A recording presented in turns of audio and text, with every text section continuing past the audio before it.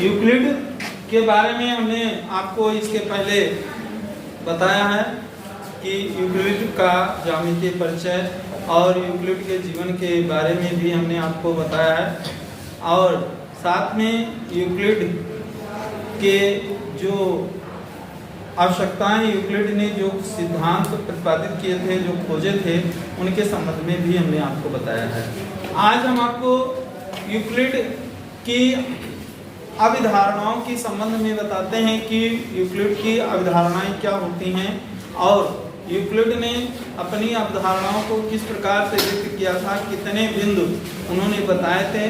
तो जैसे अभिकृतियों में है कि यूक्लिड ने 7 अभिकृतियों के बारे में वर्णन किया है, और उसी प्रकार से अभिधारणाओं के बारे में 5 अभिधारणाएं प्रस्तुत की थी।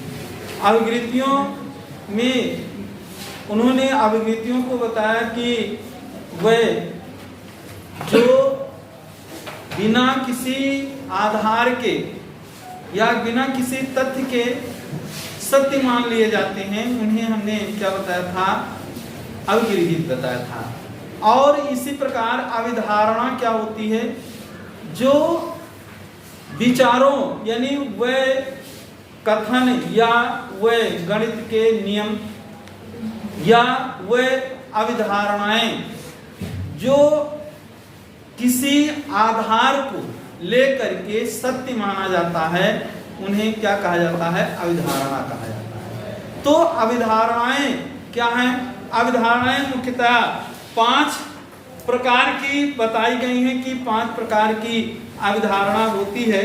इसके अंतर्गत इन अभिधारणाओं में एक बिंदु से अन्य बिंदुओं तक एक सीधी रेखा खींची जा सकती है। पहली अवधारणा है कि एक बिंदु से एक अन्य बिंदु तक एक सीधी रेखा खींची जा सकती है। जैसे मान लो एक बिंदु रखा जाता है, एक अन्य बिंदु और लिया जाए, तो इस बिंदु से और इस बिंदु के बीच में अगर इनको मिलाया जाता है तो एक रेखा खींचा जाता है। तो इसलिए पहली अभिधारणा इनकी क्या थी कि एक बिंदु तथा एक अन्य बिंदु से एक रेखा खींची जा सकती है। पहली अभिधारणा ये व्यक्त करती है। और इसी प्रकार से दूसरी अभिधारणाओं में एक शांत रेखा को अनिश्चित रूप से बढ़ाया जा सकता है। तो शांत रेखाएं,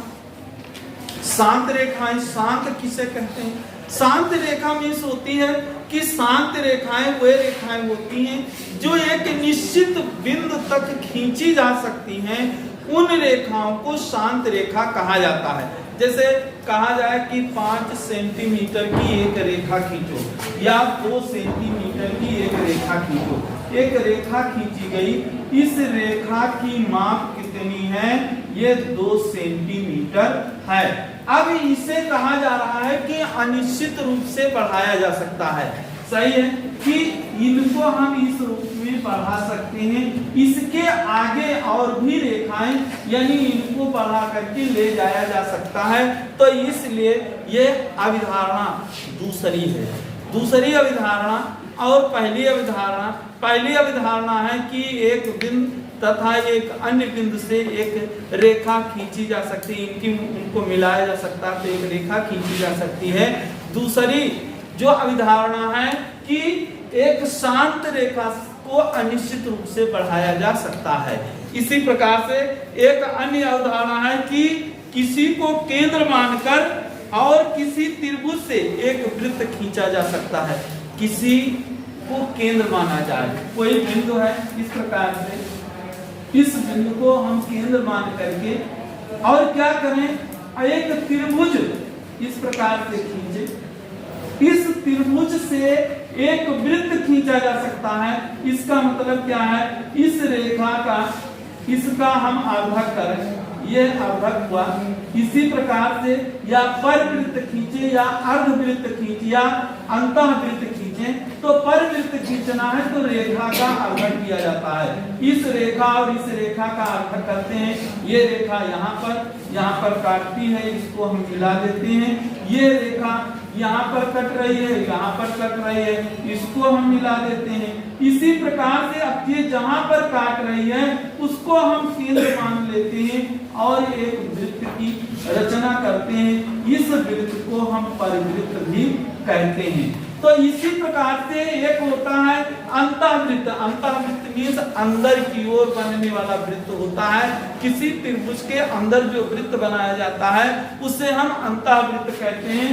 इस रूप में अगर खींचा जाए और ये इस रूप में हो तो यहाँ क्या करते हैं, कोणों का अर्धक करते हैं। ये कोण है, इस कोण का अर्धक करेंगे तो ये यहाँ पर काटेगा, इसको यहाँ से मिला देंगे।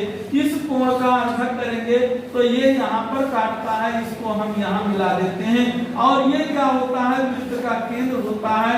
यहाँ से इसको हम ऐसे मिला देंगे जो कि तीनों रेखाओं को स्पर्श करते हुए जाता है। इसे हम क्या कहते हैं, अंतःवृत्त कहते हैं।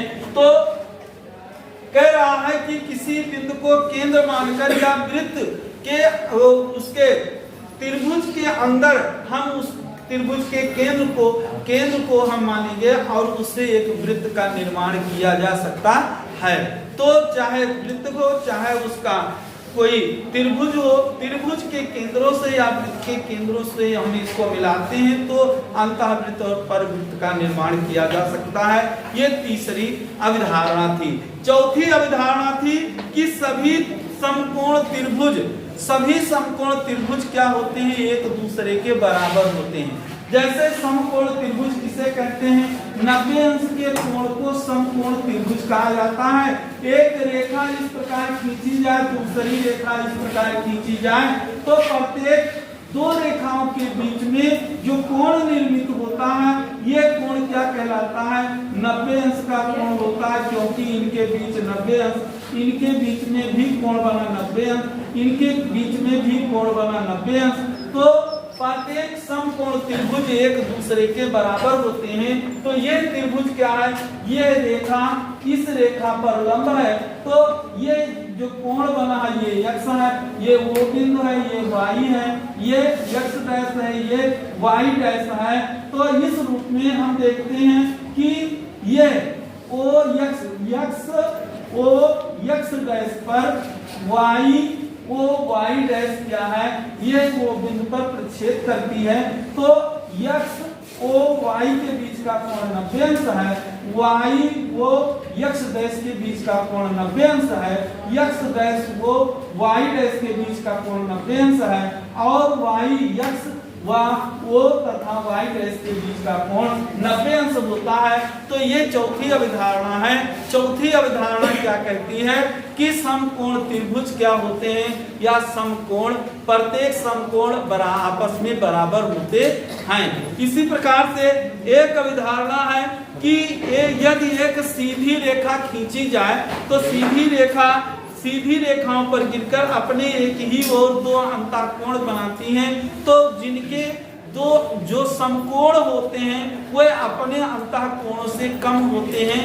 तो इस प्रकार से यह पांचवी अवधारणा होती है। और 5 अवधारणाओं का निर्माण यूक्लिड ने किया था और अवधारणा तथा जो अभिकृतियां होती हैं इस रूप में हम प्राप्त करते हैं। तो ये यूक्लिड की अवधारणा और अभिगृहित होती है। इसी प्रकार से हम ज्ञात करते हैं कि अब जो यूक्लिड ने विभिन्न बिंदु दिए थे, विभिन्न बिंदुओं से संबंधित ज्यामितीय पद दिए थे। जो ज्यामितीय पद जो दिए गए थे, पहला पद था कि रेखाखंड। पहला पद क्या होता है, रेखाखंड होता है। रेखाखंड किसे कहते हैं, रेखाखंड। अच्छे से लाइन लगाई। रेखाखंड किसे कहा जाता है, जैसे कोई रेखा है, वो रेखा उस रेखा से उसका कोई एक भाग, जैसे AB एक रेखा है, इस रेखा से कोई एक भाग काट लिया जाता है। एक भाग का मतलब O से P बिंदु तक काट लिया जाए तो रेखा के कटे हुए भाग को हम क्या कहते हैं, रेखाखंड कहते हैं। तो ये भी रेखा में से एक कटा हुआ भाग एक ही ले लिया जाए तो ये जो निर्मित करता है इसको हम क्या कहते हैं, रेखाखंड कहते हैं। इसी प्रकार से दूसरा होता है किरण। जो किरण क्या होती है, दूसरा होता है किरण। किरण किसे कहते हैं, किरण वो होती है जिसको हम अनिश्चित रूप से बढ़ा सकते हैं। जैसे यहाँ सूर्य से निकलने वाली किरणें, सूर्य के प्रकाश, सूर्य का प्रकाश जब सुबह उत्सर्जित होता है, सूर्य उदय होता है तो वहां से प्रकाश किरणें पृथ्वी की ओर आती हैं। तो वहां से जो आती हैं तो वो इस रूप में आती हैं, ऐसे हम इनको देखते हैं, इस रूप में आती हैं। इनको हम क्या कहते हैं, किरण कहते हैं। इन्हें क्या किया जा सकता है, अनिश्चित रूप से बढ़ाया जा सकता है। यानी इसके जो दो भाग होते हैं, एक अग्रभाग होता है और दूसरा होता है पश्चभाग। अग्रभाग जो होता है ये दिशा को निरूपित करती है। ये क्या चीज है, दिशाएं होती हैं। जो पश्चभाग होता है ये परिणाम को व्यक्त करता है, परिणाम को व्यक्त करता है। तो किरण जितना परिणाम अधिक होगा, किरणें उतने ही तेजी से आगे की ओर प्रवाहित होती हैं या बढ़ती हैं या चलती हैं। तो इसे हम क्या कहते हैं, किरण कहते हैं। इसी प्रकार से एक होता है समांतर रेखा। समांतर रेखाएं क्या होती हैं, समांतर रेखाओं को हम इस रूप में व्यक्त कर सकते हैं। जैसे एक रेखा खींची जाए इसी के समान दूरी पर, एक रेखा ए बी है, दूसरी रेखा सी डी है। तो ए बी रेखा से समान दूरी पर एक दूसरी रेखा सी डी खींची जाती है तो ये रेखाएं क्या कहलाती हैं, समांतर रेखा कहलाती है। इसी प्रकार से देखा जाता है लंब रेखा। लंब रेखाएं क्या होती हैं, लंब रेखाएं वे रेखाएं होती हैं, लंब रेखा। लंब रेखा वह रेखा होती है जब एक क्षैतिज रेखा पर एक ऊर्ध्वाधर रेखा लंबवत होती है तो ऐसी रेखा को लंब रेखा कहा जाता है।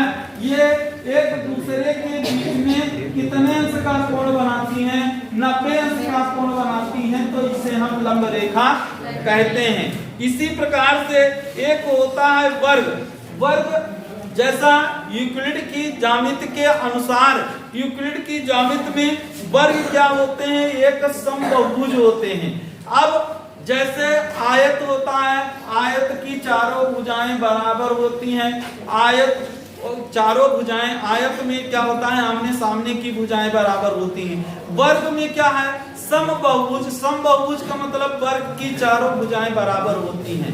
और समबाहुभुज में चारों भुजाएं तो बराबर होती हैं, समान होती हैं, लेकिन उनके विकर्ण क्या करते हैं, एक दूसरे को 90 अंश पर प्रच्छेद करते हैं। तो इसी प्रकार से यूक्लिड के अनुसार जो वर्ग होते हैं वह समचतुर्भुज के आकार के होते हैं। इसलिए प्रत्येक कोने जो होते हैं 90 अंश के होते हैं। इसी प्रकार से वृत्त की त्रिज्याएं होती हैं। वृत्त की त्रिज्या ये है वर्ग। इसी प्रकार वृत्त की त्रिज्या होती है। वृत्त की त्रिज्या क्या होती है, वृत्त की त्रिज्या में हम देखते हैं कि अगर कोई वृत्त खींचा जाता है, इस रूप में खींचा जाए तो वृत्त क्या होता है, किसी निश्चित बिंदु के परितः बिंदुओं से बने समूह को, यानी बिंदुओं के समूह को हम क्या कहते हैं, वृत्त कहते हैं। तो वृत्त में केंद्र होता है और केंद्र से परिधि तक की दूरी को वृत्त की त्रिज्या कहते हैं। केंद्र से परिधि तक की दूरी को क्या कहा जाता है, वृत्त की त्रिज्या कहा जाता है। इसलिए त्रिज्या को हम इस रूप में व्यक्त करते हैं। और केंद्र क्या है, C है, परिधि क्या है, P है। तो CP बराबर R के होता है, या यहाँ से यहाँ तक मिला दिया जाए तो ये Q बिंदु है, तो इसको लिख सकते हैं R बराबर CP या QP बटे 2 या QP बराबर 2R, यानी व्यास बराबर 2 गुणे त्रिज्या होता है या त्रिज्या बराबर व्यास बटे 2 होता है, तो इसे हम क्या कहते हैं, वृत्त की त्रिज्या कहते हैं। इसी प्रकार से प्रतिच्छेदी रेखाएं होती हैं। प्रतिच्छेदी रेखाएं किसे कहते हैं, प्रतिच्छेदी रेखाएं, प्रतिच्छेदी रेखा किसे कहते हैं, यदि किसी रेखा पर कोई अन्य रेखा किसी बिंदु पर काटती है तो उस रेखा को हम क्या कहते हैं, प्रतिच्छेदी रेखा कहते हैं। और जिस बिंदु पर ये रेखा काटती है उस बिंदु को प्रच्छेद बिंदु भी कहा जाता है। तो AB पर CD रेखा प्रच्छेद कर रही है, तो ये दोनों रेखाओं को हम क्या कहेंगे, प्रच्छेदी रेखा कहते हैं। बिंदु B को प्रच्छेद बिंदु भी कहा जाता है। इसी प्रकार से देखते हैं, तो ये होता है। अब आते हैं हम प्रश्नावली के ऊपर, तो नोट दिस।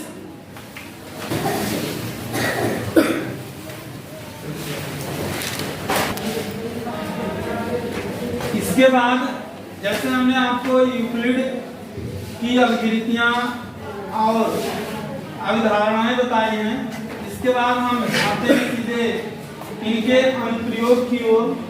इनका अनुप्रयोग कैसे किया गया है इसके संबंध में हम आपको बता रहे हैं कि इनका अनुप्रयोग कैसे किया जाएगा। तो हम अनुप्रयोग जो है कुछ कथनों के अनुसार बता रहे हैं।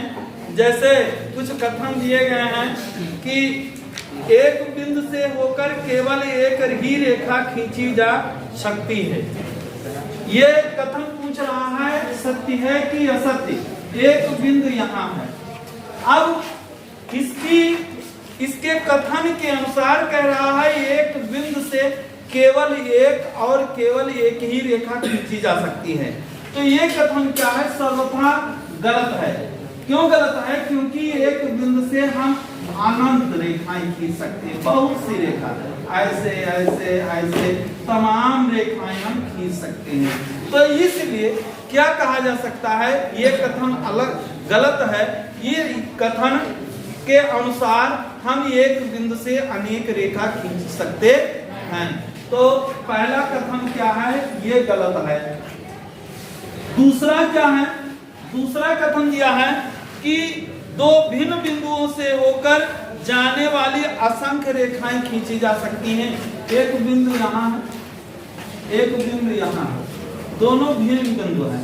इस बिंदु से कह रहा है क्या असंख्य रेखा खींची जा सकती है।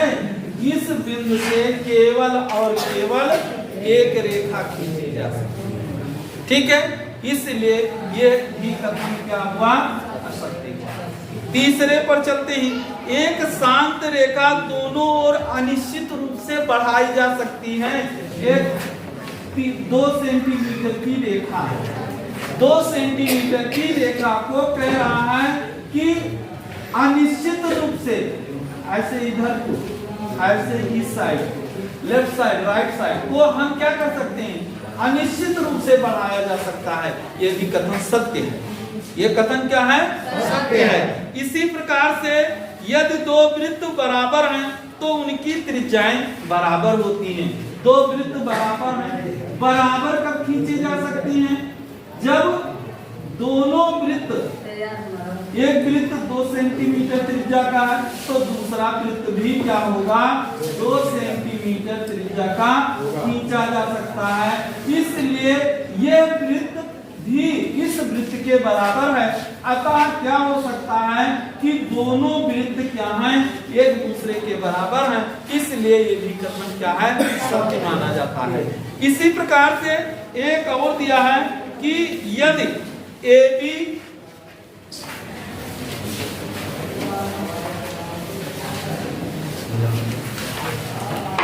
दिया है, एक रेखा AB है, दूसरी रेखा PQ है, AB PQ, और एक रेखा दी गई है XY। तो कह रहा है कि क्या AB रेखा PQ रेखा के यदि बराबर है तो और PQ रेखा XY रेखा के बराबर है, यह रेखा इस रेखा के बराबर, यह रेखा इस रेखा के बराबर है, तो क्या AB रेखा XY रेखा के बराबर हो सकती है, यह बताना है। तो एक अवगिरीति आपने पढ़ी है, अवगिरीत पढ़ा है। अवगिरीत के अनुसार यदि बराबरों को बराबर में जोड़ा जाए तो उनका मान जो आता है बराबर आता है।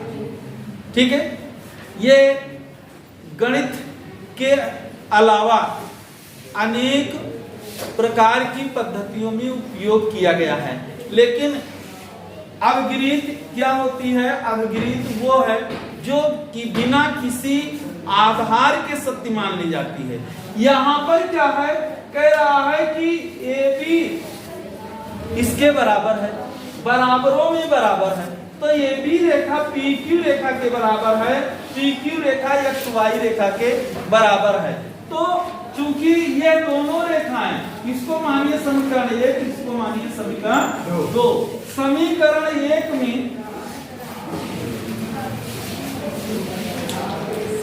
1 से क्या है, ये AB बराबर PQ।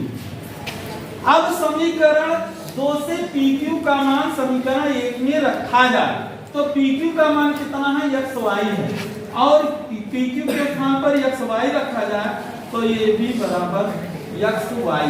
इसलिए कहा जा सकता है AB रेखा XY रेखा के बराबर है। तो ये कथन क्या है, सत्य है। ये कथन क्या है, सत्य है। Note this.